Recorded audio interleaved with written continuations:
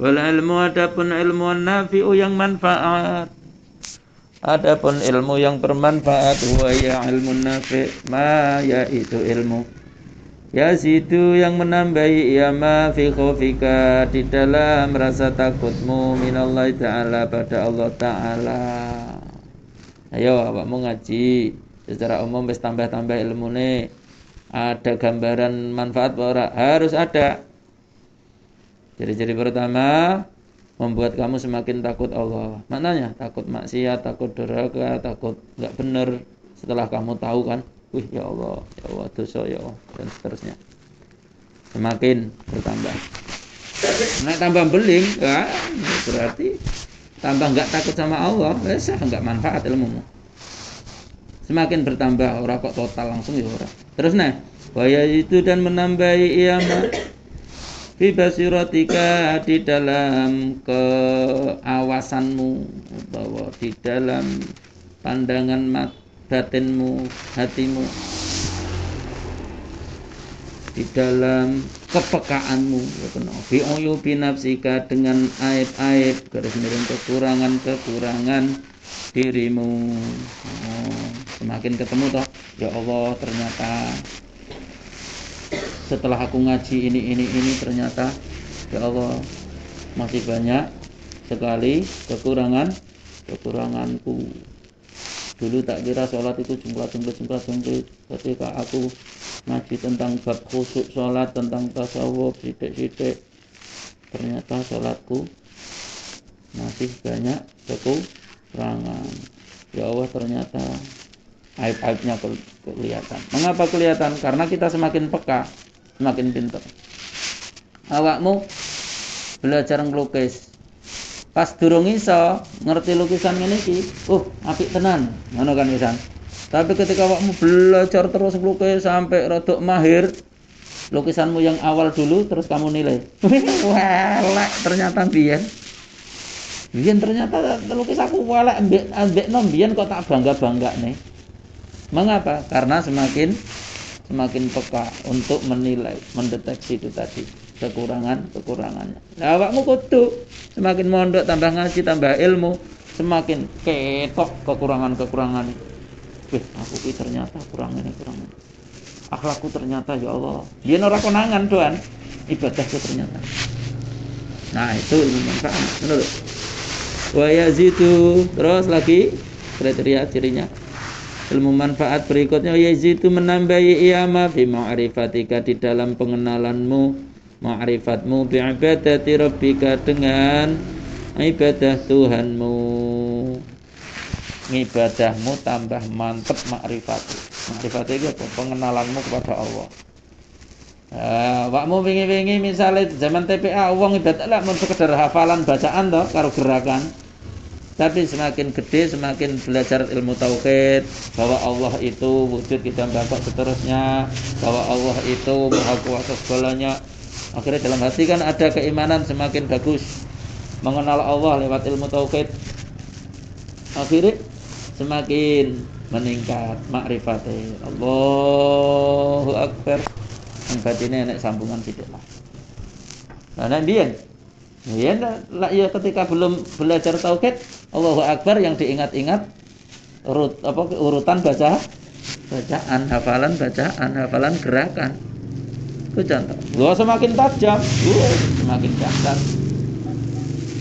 Orang-orang yang sebagaimana orang-orang yang hatinya sudah kenceng sama Allah makrifat. Nah, ilmu manfaat harus membuat kamu seperti itu. Ketika menyambung ibadah, konek batinmu kepada Allah itu semakin. Wa yukallilu dan menyedikitkan iyama ilmu tadi min rugbatika daripada kesenanganmu di dunia pada dunia. Cinta dunia semakin sedikit. Wa yazidu menambahi iyama fi rugbatika dalam cintamu fil akhirati pada akhirat. Nah, ini makna secara umum sebenarnya. Salah satu lagi tanda ilmu manfaat yaitu kamu, namanya cinta itu letaknya di batin loh ya. Kamu semakin semangat akhirat, dan semakin mengecil rasa cinta dunia, semakin membesar cinta akhirat.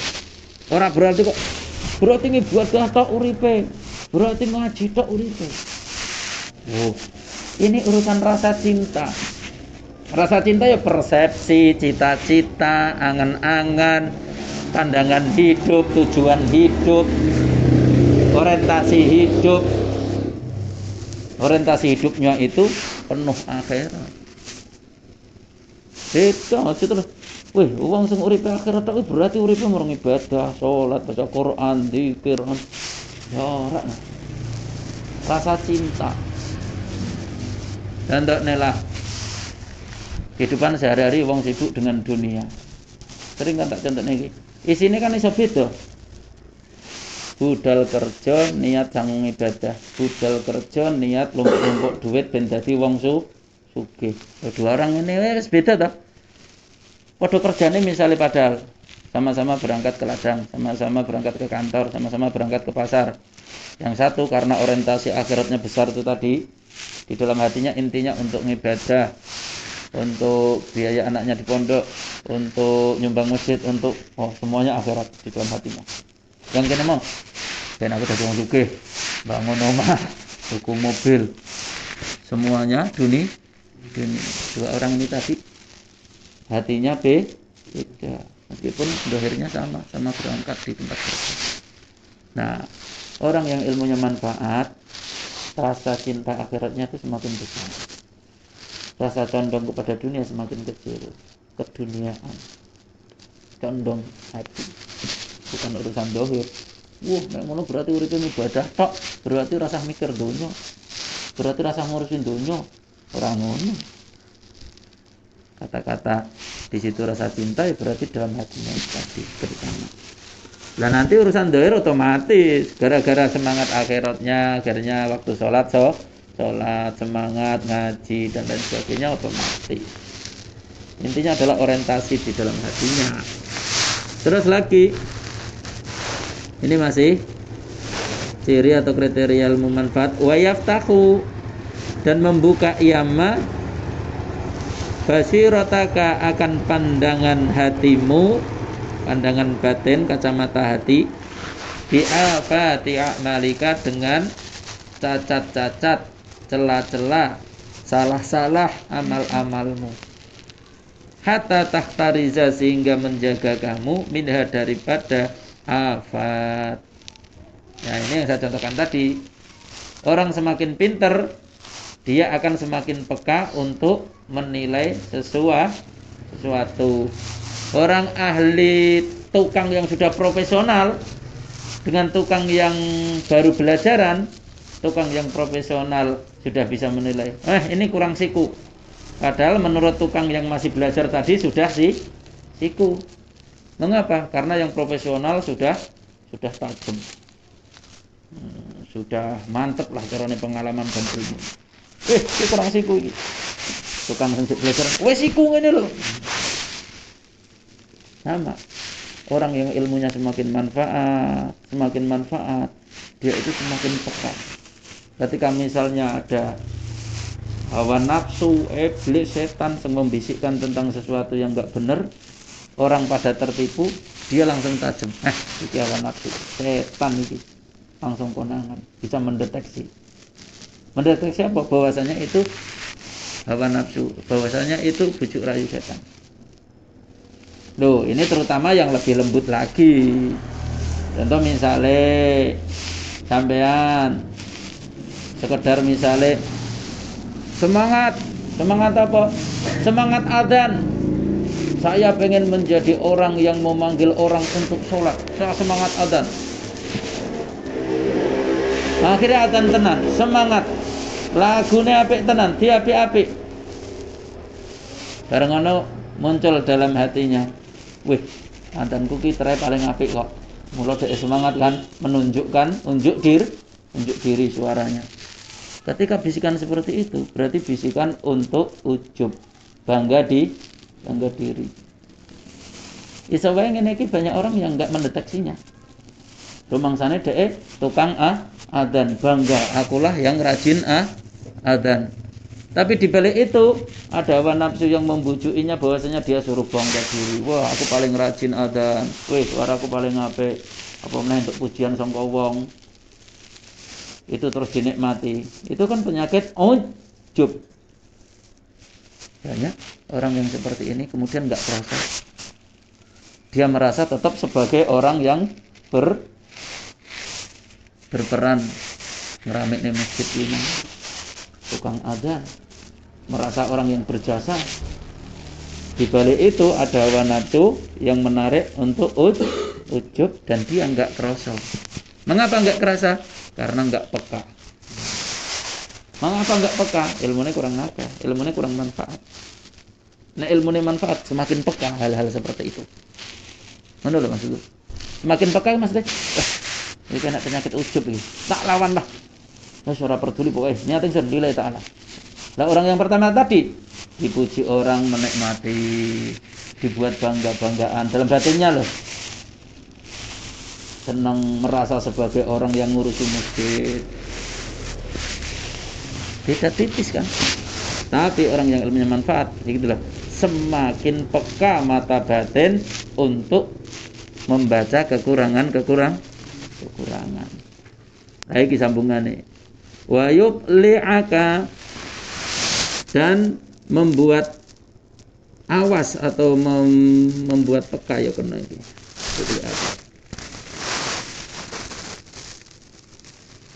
Dan membuat menyaksikan ia maka akan kamu ala makayidi syaitani, atas jerat-jerat setan, wa gururihi, dan tipuan setan, wa kaifiyati talbisihi, dan tata cara perangkap atau apa ya, talbis itu ya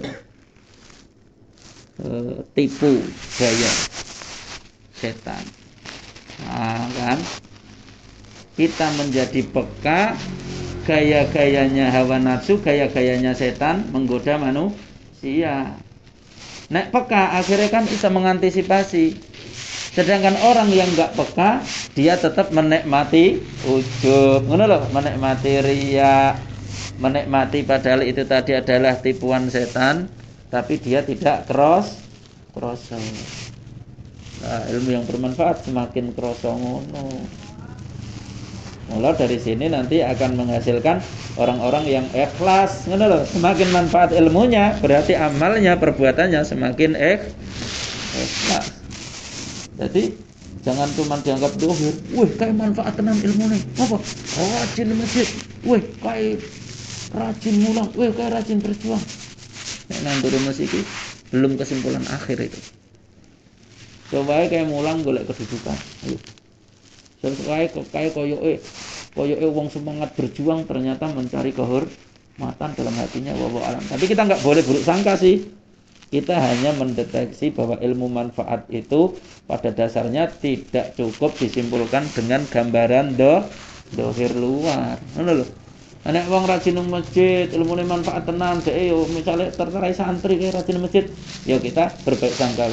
Mudah-mudahan manfaat. Tapi kalau di dalam secara hakikat belum tentu. Dalam hatinya piye? Rajine kayak mau iki ikhlas apa ora? Apa dia ditipu oleh hawa nafsu? Sebagaimana di awal kitab ini dulu, dia berbuat amal menyangkanya itu soleh, padahal tidak. Wa yuhsinuna annahum wa yahsabuna annahum yuhsinuna, menyangka berbuat baik, padahal di situ penuh dengan ikut hawa nafsu. Ya apa? Itu kalau disimpulkan ya tingkatan kemanfaatan ilmu ngono lah. Iki cek tingkatane cek zahir, secara zahir kelihatan manfaat ilmunya. Tapi ikhlas batinnya apa enggak? Nek manfaat tenan secara hakikat batinnya harus ikhlas. Tipuan-tipuan setan iblis itu tadi yang sangat lembut dia bisa mendeteksi sehingga bisa mengatasi.